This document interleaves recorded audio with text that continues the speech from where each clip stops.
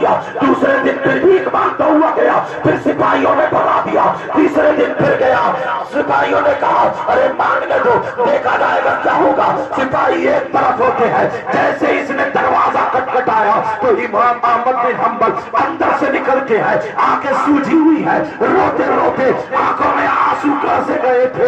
اللہ الصمد، انہوں نے روپیہ اس فقیر کے اس بھیڑاری کے پیالے میں ڈالا، جیسے ہی روپیہ ڈالا اس کی آنکھوں میں آنسو آ گئے اور رو کر کے کہنے لگا حضرت ذرا سنو، امام احمد بن حنبل سنو، کہا میرا نام جانتے ہو؟ کہا میں بھکاری نہیں ہوں، میں فقیر نہیں ہوں، میں مانگنے نہیں آیا ہوں، میں سائل نہیں ہوں۔ کہا پھر کون ہو؟ کہا میں طالب علم ہوں، میں مدرسے کا بچہ ہوں، میں پڑھنے کے لیے آیا ہوں، آپ سے علم حدیث سیکھنے کے لیے آیا ہوں۔ کہا یہ کیا حال بنا رکھا ہے؟ کہا اس لیے بنا رکھا ہے آپ سے ملنے کے لیے صرف مجھے یہ اختیار کرنا پڑا، بھکاری بننا پڑا۔ کیا تم بھکاری بن گئے؟ کربلا میں تو دین پھیلانے کے لیے، دین بچانے کے لیے کربلا والوں نے اپنی اولاد دے دی تھی، اپنے بچے دے دیے، اپنے گھر والے دے دیے، مجھے تو کپڑے ہی پہننا پڑے ہیں، مجھے تو بھکاری بننا پڑا ہے۔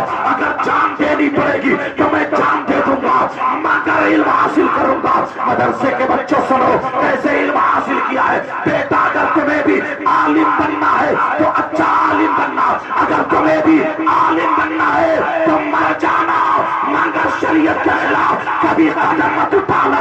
اللہ الصمد۔ اب ذرا سنو، اس بچے نے یاد دلا دی ہے، اپنے استاد کی یاد دلا دی ہے۔ اتنا چھوٹا بچہ بڑے بڑوں کے سر پہ چڑھ کے بول رہا ہے تو تم دیکھ رہے ہو کتنا شاندار بولا ہے، لیکن میں توجہ چاہوں گا امام احمد بن حنبل رو رہے ہیں، رو کر کے کہہ رہے ہیں، بول رہے ہیں، کہہ رہے ہیں بیٹا میں تو پڑھانے کے لائق نہیں ہوں، مجھ پہ قید ہے، مجھے قید و بند کر دیا ہے، مجھے گھر میں سے نکلنے نہیں دیا جا رہا، تو پتا چل گیا تمہارے ٹکڑے ٹکڑے کر دیے جائیں گے۔ کہا میری ماں نے کہا ہے اگر مر جانا مگر علم حاصل کرنا، ایسے ہی مت آنا، ماں نے کل کر کے آنا۔ حضرت پریشان مت ہو، میں مر ہی سکتا ہوں، میرے ٹکڑے ہو سکتے ہیں مگر میں کبھی علم سے پیچھے نہیں ہٹوں گا۔